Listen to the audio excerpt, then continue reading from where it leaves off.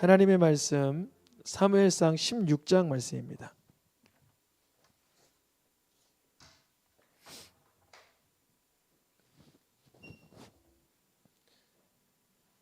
사무엘상 16장 13절에서 18절까지 말씀입니다.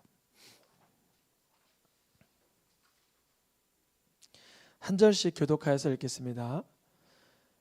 사무엘상 16장 13절에서 18절까지 말씀입니다. 사무엘이 기름불 병을 가져다가 그의 형제 중에서 그에게 부었더니 이날 이후로 다윗이 여호와의 영에 크게 감동되니라. 사무엘이 떠나서 라마로 가니라.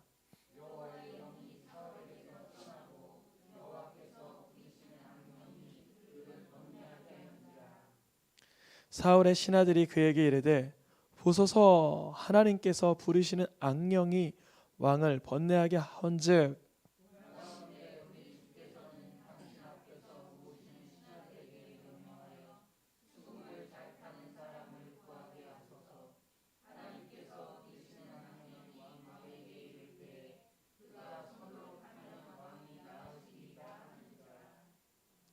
사울이 신하에게 이르되 나를 위하여 잘 타는 사람을 구하여 내게로 데려오라 하니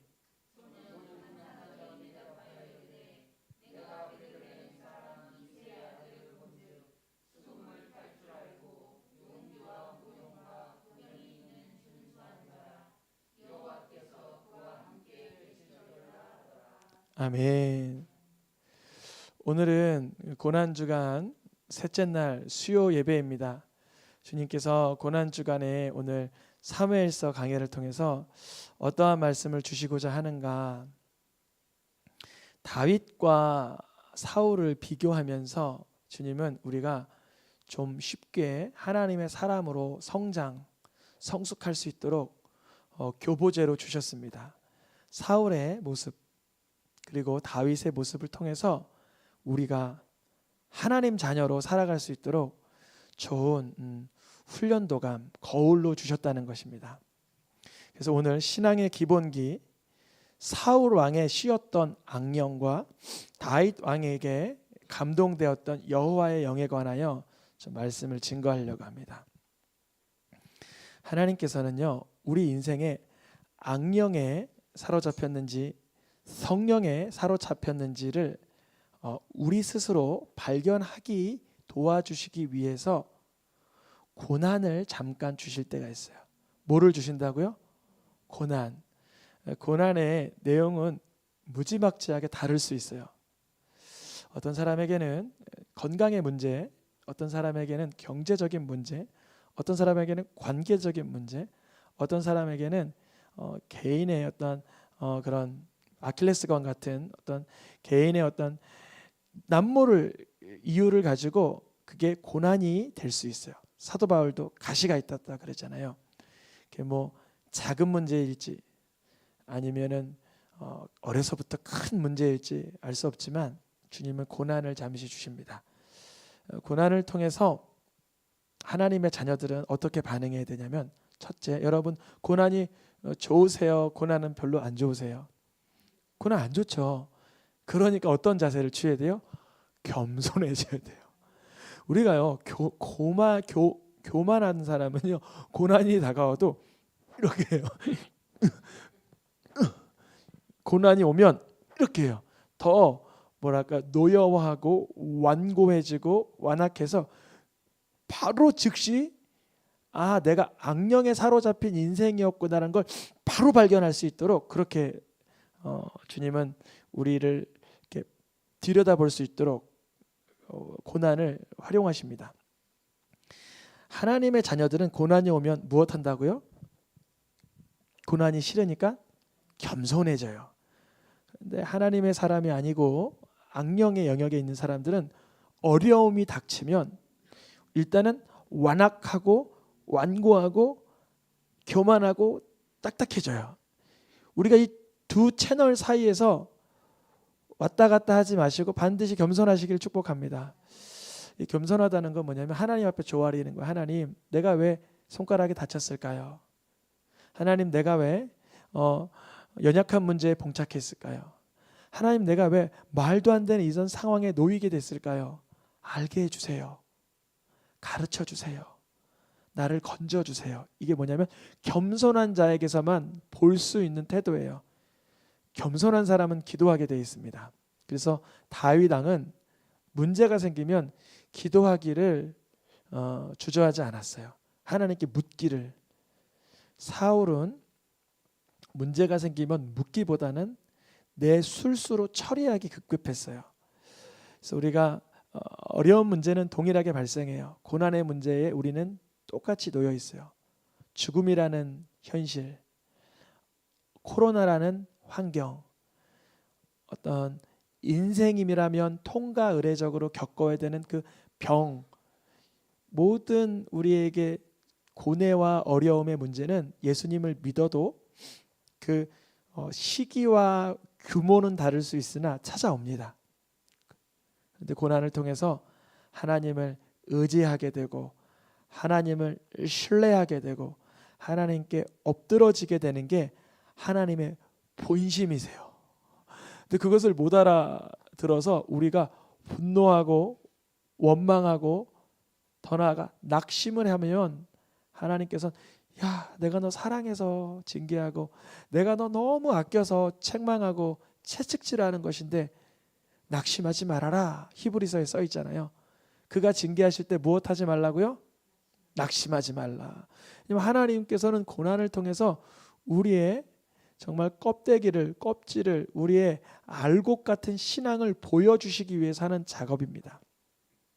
다윗은 왕으로 등극하면서까지 고난을 너무나 많이 경험합니다. 신기한 것은요, 사울 왕은 사무엘 선지자로부터 기름을 부음 받고는 즉시 왕으로 추대가 되고 전쟁에서 승리하여서 행정적으로나 군사적으로 왕이 됩니다. 정치적으로도요.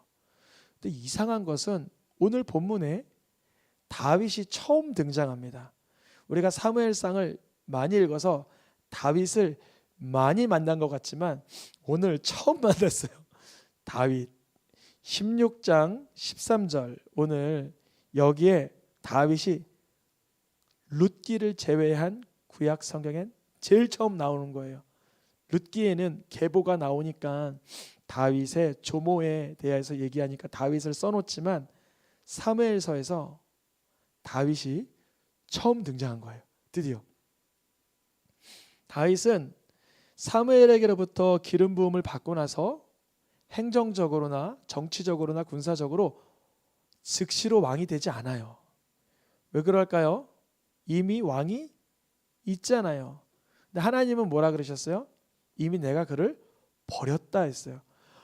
버렸으면 왕권을 잃어버려야 되는데 이 세상에서 왕 위에 사울 왕이 앉아 있어요. 이게 바로 영안이 열리는 길입니다. 누가 지금 왕의 자리에 있다 해서 하나님이 다 인정하시는 거 아니에요. 누가 지금 왕 자리에 있지 아니한다고 해서 하나님이 안 세우신 것도 아니에요. 다윗 기름 부음 받았죠.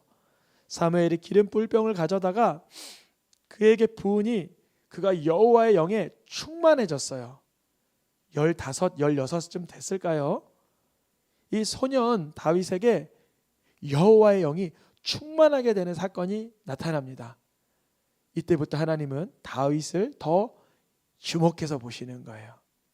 하나님께서는 반대로 왕권을 유지하고 있는, 앞으로도 십수년을 더 왕권 자리에 앉아있을 사울에 대하여서는 하나님이 떠나가시는 거예요. 여러분, 하나님께서 우리에게서 떠나가길 원하십니까? 임마누엘 하시길 원하십니까? 임마누엘 하시길 원하죠. 그렇다면 우리가 고난의 문제에 겸손히 대응하는지, 완고히 대응하는지를 살펴보셔야 돼요. 내가 고난에, 질병이든 경제적 풍파든 관계적 어려움이든 어떠한 개인적인 프라이빗한 문제이든 고난의 문제가 닥쳤을 때 하나님 앞에 엎드려질 수 있는 사람은 여호와의 영이 감동하여 주셔서 인도하여 주시고 역사하실 심령인 줄 믿습니다. 고난의 문제로 하나님께 나아가지 못하고 절망하며 낙심하며 정죄하고 분노하고 원망하는 사람은 마치 여호와의 영이 사울에게서 떠나는 듯한, 하나님의 영이 떠나면 중립적인 상태가 되는 게 아니라 여호와께서 부르시는 무엇이 악령이 그를 번뇌하기 시작했어요. 근데 사울은 스스로 모르고 있었던 것 같아요. 사울의 신하들도 다 아는데 본인은 모르고 있었던 것 같아요. 다음 말씀에 보니까 신하들이 뭐라 그러냐면, 왕이여 보소서, 왕을 거울로 보소서, 사울 왕이여 지금 왕의 행색을, 그 안색을 보소서. 하나님의 악령이, 하나님께서 부리시는 악령, 여기서 해석을 참 잘해야 되는데 하나님은 악령을 발설하시는, 배설하시는 분이 아니라 하나님은 악령을 허락하시는 거예요.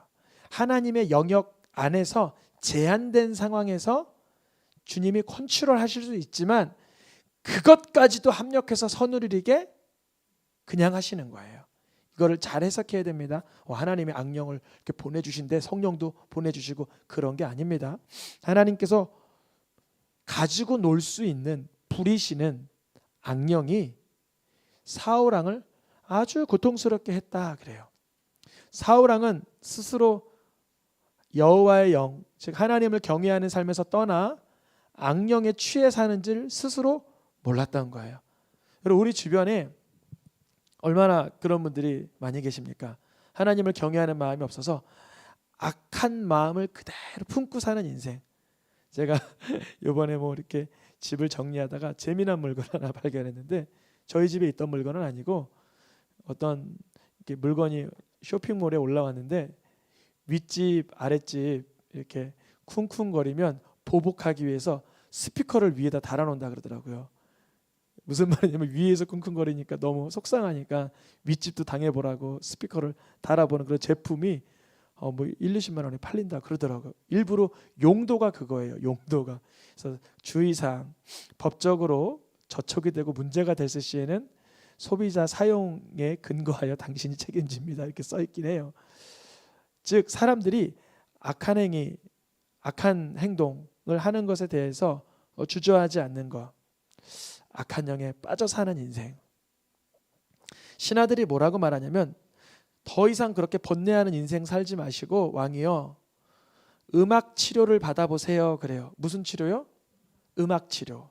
저도 대학 때 상담을 잠깐 전공했는데 미술 그림을 그리면서 그림에서 해석할 수 있는 내면의 어려움들을 얘기해 주는 그림 치료, 심령이 편안할 수 있도록 뭐 그 아로마 테라피라고, 이게 좋은 향을 마시면서 마음의 안정을 취하는 뭐 향수 치료, 향기 치료.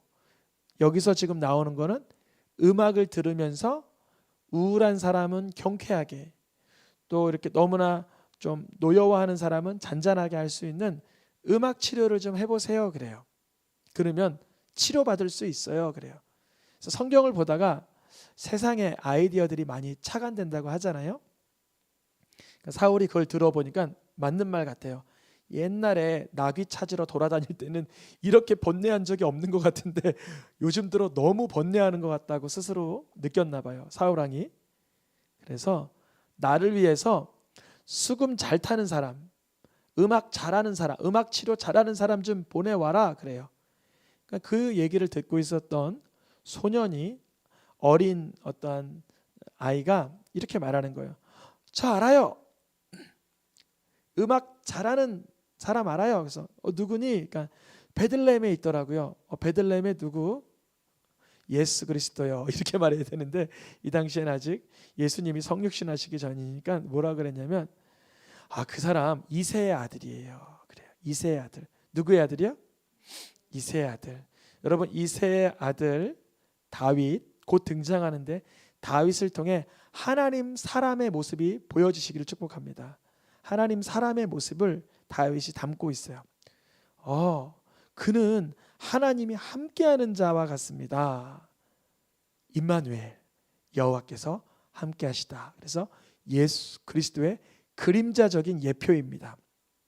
사울이 그 얘기를 듣더니 너무 흡족한 거예요. 더 이상 번뇌하기 싫으니까요. 여러분, 우리가 고난을 당하면요, 빨리 가시가 조그만 거 박히면 핀셋 빨리 찾고 싶고요, 우리가 잠깐만 어디 삐어도 파스 빨리 찾고 싶은 것처럼 사울 왕도 지금 음악 치료사를 빨리 찾고 싶었어요. 그래서 이새에게로 사람을 보내서 지금 양치고 있든 말든 빨리 양치는 내 아들 다윗 당장 불러와라 그래요. 일전에는 기름 부음 받으러 양치고 있다가 부름 받았던 다윗이 이번에는 왕을 대면하러 나아가는 순간입니다. 얼마나 두근거렸을까요? 왕에게 가니까 왕의 몰골이 안색이 말이 아닌 거예요. 그때 다윗이 정말 그 달란트, 그 자기의 재능, 수금을 타는 재능을 가지고 딱 하는 거예요.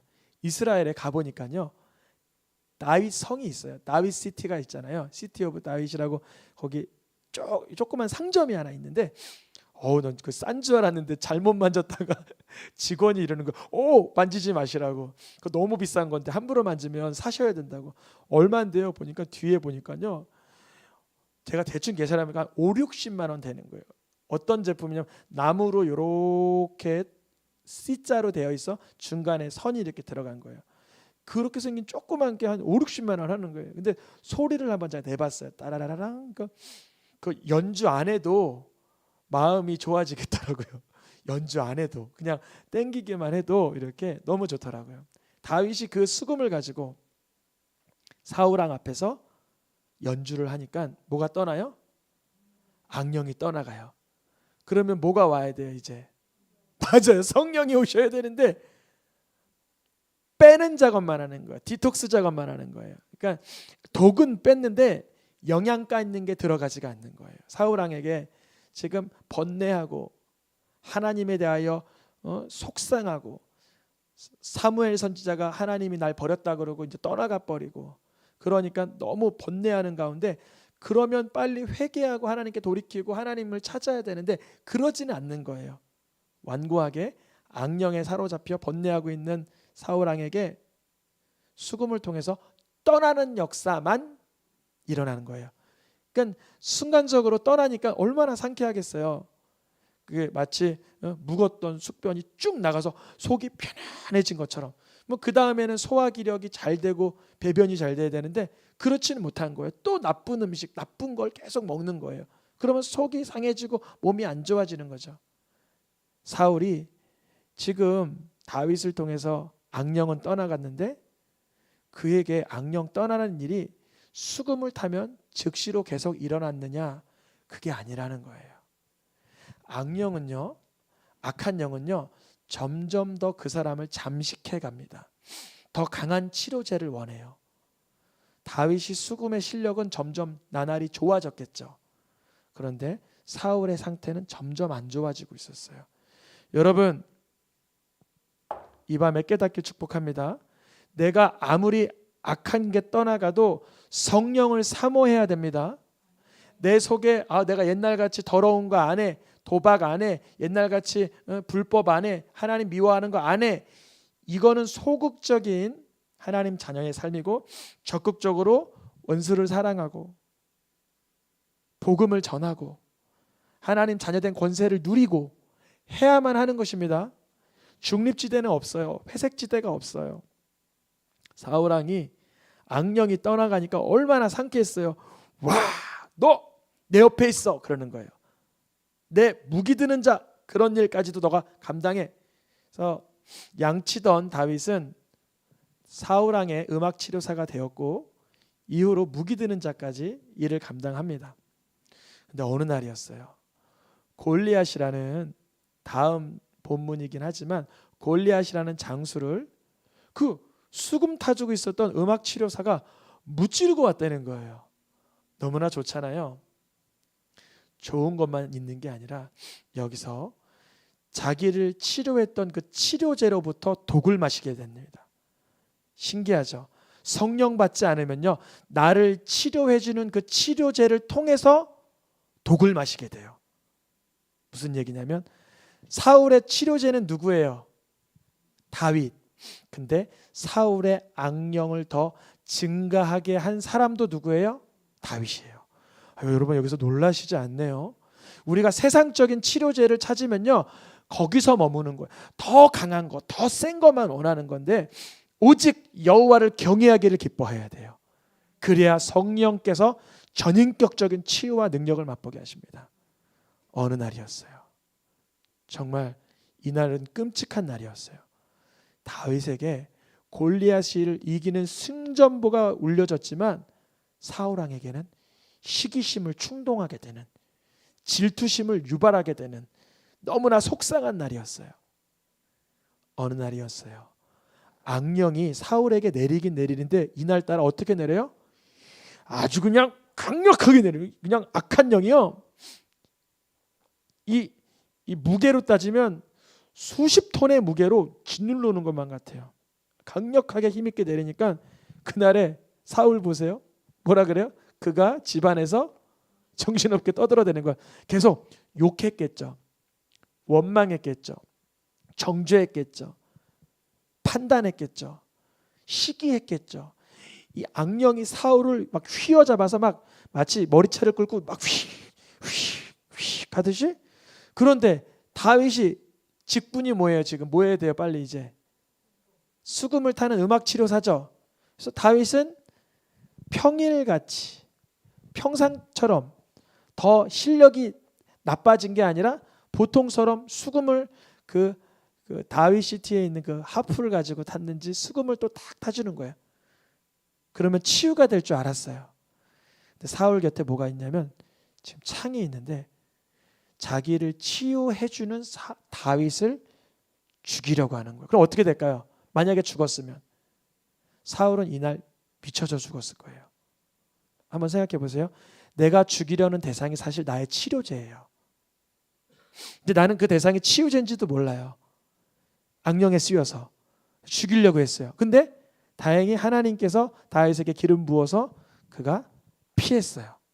한 번도 아니라 창이 2개 있었는지 2개를 던졌는데 다 피하고 그날은 주님께서 다윗의 수금으로 인하여 반응하지 못하는 자신을 발견하게 한 거예요. 여러분, 우리가 세상의 치료제를 쓰지 말라는 게 아니에요. 의존하지 말라는 게 아니에요. 그런데 하나님 경외하기를 배워야 돼요. 그렇지 않으면 내가 원하는 치료제, 데리고 와. 베들레헴에서 이새의 아들 데리고 왔어요. 수금 탔어요. 악령은 떠나봤어요. 그런데요, 성령이 오시지 않네요. 하나님의 영이 부어지지 않네요. 그러면 악령에 휘둘리는 거예요. 여러분, 조건부 사랑, 조건부 믿음이 아니라 무조건부 경외, 무조건부 믿음이 있기를 축복합니다. 여기서 끝나지 않았어요. 사울 앞에서 수금 타는 일을 멈추지 않던 다윗에게 동일한 일이 한 번 더 발생하는데 19장에서 이날에도 악령이 누구에게 접하였어요? 사울의 마음에 악한 영이 충동질하기 시작했어요. 감정을 건드렸겠죠. 여러분, 악한 영이 가장 먼저 건드리는 부분이 어딜까요? 감정이에요. 그 다음에 의지를 건드려요. 감정이 올라왔을 때 의지가 내가 죽이리라 라고 의지가 바뀌는 거예요. 감정을 어디 건드렸어요? 시기심으로, 마음의 노여움으로, 마음의 질투심으로 유발시킨 뒤에는 분노하는 그 감정을 가지고 죽이리라라는 의지를 시행하도록 하는 거예요. 이성은 마비가 되고요. 상식적으로 왕이 군대 장관을, 왕이 사위를 죽일 이유가 하나 없는데 감정과 의지 부분이 무너져 내리니까 행동으로 나오는 것은 악령에 취한 상태가 나오는 거예요. 그런데 이때도 작은 창을 던졌어요. 다윗이 어떻게 했어요? 피해버립니다. 다윗이 굉장히 스턴트맨처럼 빨랐을까요? 아니요. 하나님께서 골리앗에 날아갔던 돌멩이는 주님께서 바람을 조종하셔서 죽게 하셨지만 다윗은 기름 부음 받아 왕으로, 통일 왕국의 왕으로 예수 그리스도의 계보를 이어가야 되기 때문에 살려주신 줄 믿습니다. 여러분 우리 삶 가운데 두려움의 문제, 무서움의 문제, 저도 어렸을 때 그런 언제 내 인생이 마감하나 그런 두려움이 있었어요. 근데요, 하나님의 사람은요, 하나님께서 딱 좋은 그 모자이크를 이루어 놓으실 그 퍼즐을 다 맞춰 놓고 데려가십니다. 엘리야 언제 데려갔어요? 엘리사 세운 다음에 내려갔잖아요.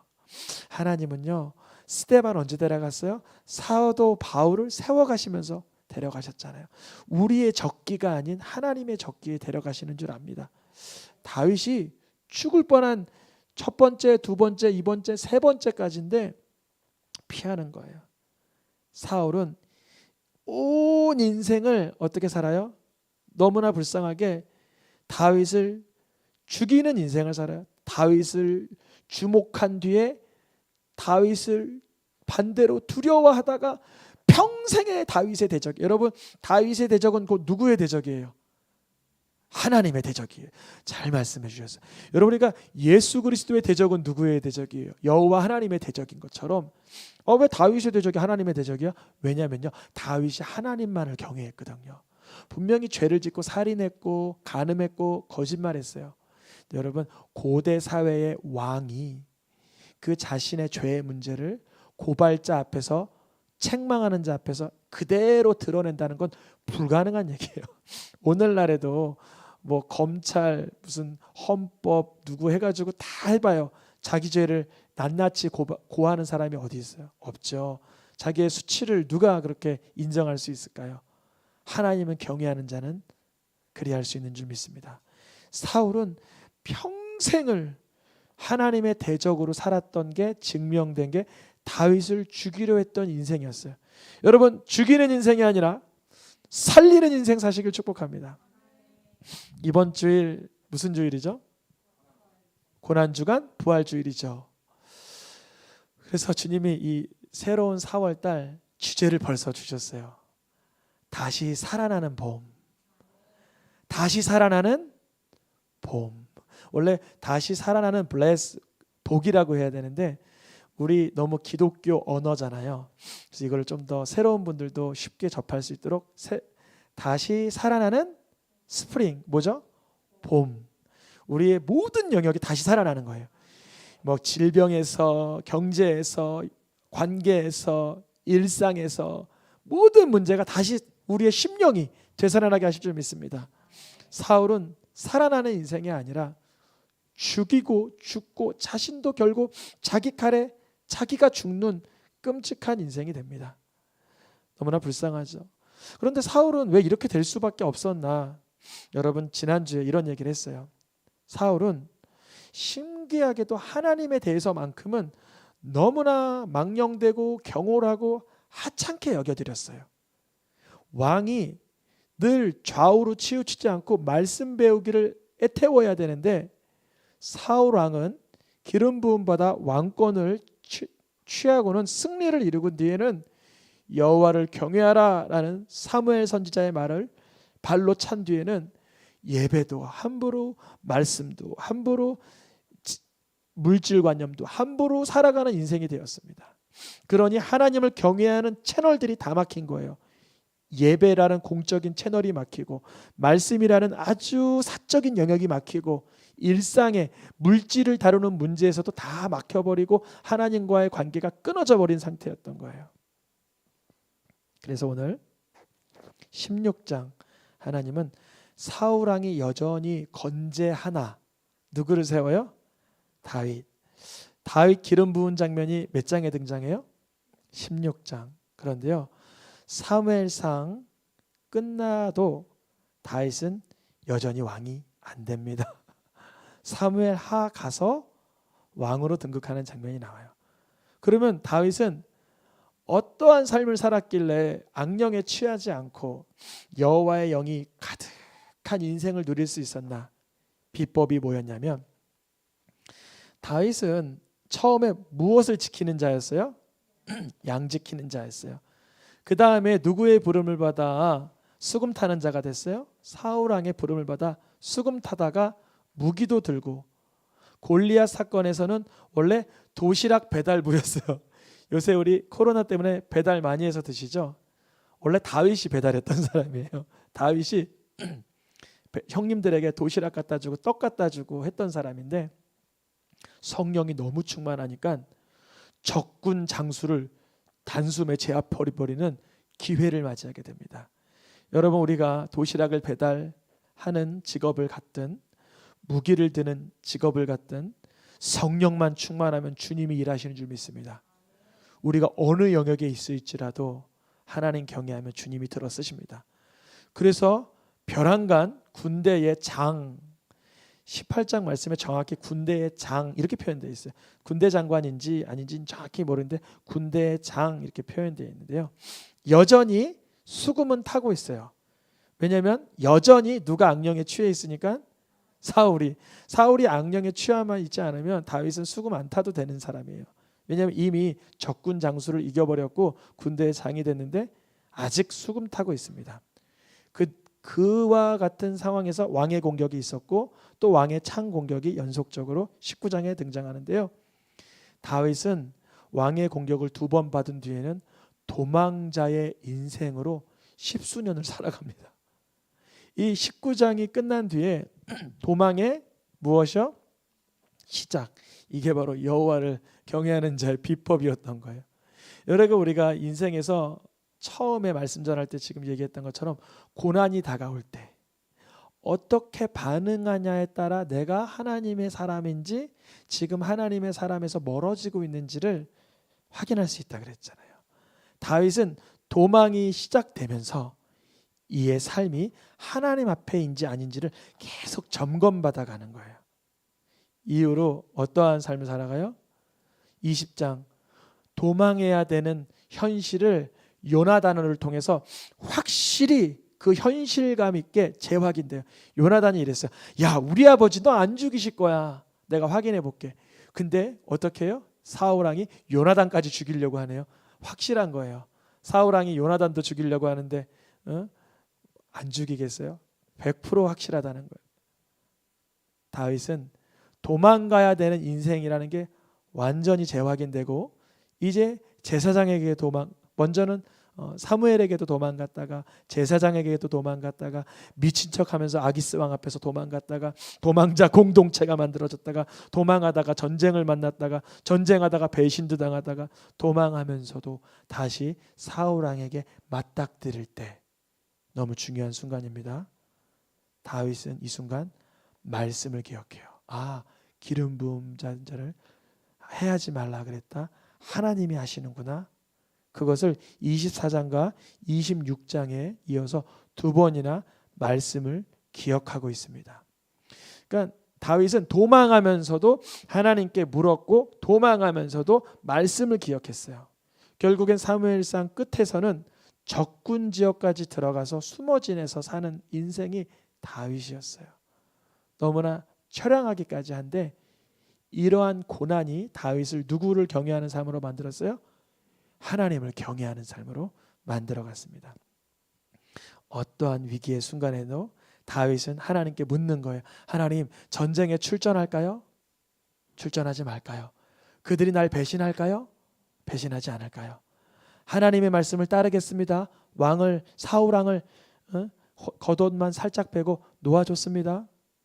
그가 왕이 되고 나서는 하나님의 말씀을 찾기를 사모하고 하나님의 성전을 짓기를 사모하고 성령을 사모하고 분명 빨간 글씨로 표기된 것처럼 간음의 사건, 살인의 사건이 있어서 다시 한번 도망자의 인생을 경험합니다. 여러분, 다윗이 죽기보다 싫었던 게 도망하는 인생이었을 거예요. 왜냐하면 이미 십몇 년을 막 토굴에서 살고 골짜기에서 살고 적군 지역에 가서 미친 척하면서도 살고 살았던 다윗이 죽기보다 싫었던 게 뭐였냐면 도망하는 인생이었어요. 그런데 그가 범죄한 뒤에 하나님의 책망의 말씀을 받고 일어난 그 압살롬으로 인한 도망자의 삶을 원망하며 분노하며 지낸 게 아니라 하나님을 다시금 경험합니다. 하나님이 은혜 있는 자리로 나를 이끄시리라. 그가 생을 마감하면서 하나님을 찬양하고 믿음의 고백을 하죠. 또 죽기 직전에 아쉽게도 인구조사를 하면서 하나님 앞에 망령되게 행하였다 스스로 말하면서 재앙이 잠깐 전염병의 재앙이 도는데 그때에 성전터가 마련되는 또 합력하여 선을 이루는 역사가 또 진행되긴 합니다. 그러니까 다윗의 이야기를 보면 그가 오점과 허점과 얼룩이 있지만 그러므로 그가 하나님께 은혜를 구하고 경외하는 삶을 살았음을 발견할 수 있어요. 즉 우리가 예수님을 그리스도로 바라보게 하는 좋은 통로가 됩니다. 사울 왕은 한 번도 말씀 앞에서 굽어지거나 무릎 꿇거나 애통하거나 경외하지 아니하는 그의 삶 속에서는 뭐가 역사했다고요? 악령이요. 우리가 하나님의 말씀을 낮은 자의 자세로 받아서 여호와 영이 충만한 다윗과 같은 이 복된 믿음의 가문의 축복을 누리시기를 축복합니다. 고난에 우리가 다가올 때 우리를 체크할 수 있다 그랬잖아요. 이번 한 주가 고난 주간입니다. 최고의 고난을 하나님의 사람으로 완전히 감당하신 분이 예수 그리스도입니다. 예수님은 끔찍한 그 고난의 형벌에서 죄인들을 끌어안아 주시며 용서해 주심으로 신의 사랑의 최정점을 우리에게 보여주신 거예요. 우리가 그마만한 고난 가운데 그마만한 사랑으로 대할 수 없는 존재이지만 예수님 바라볼 때 조금씩 변화시켜 가실 줄 믿습니다. 우리 찬양하며 기도하겠습니다.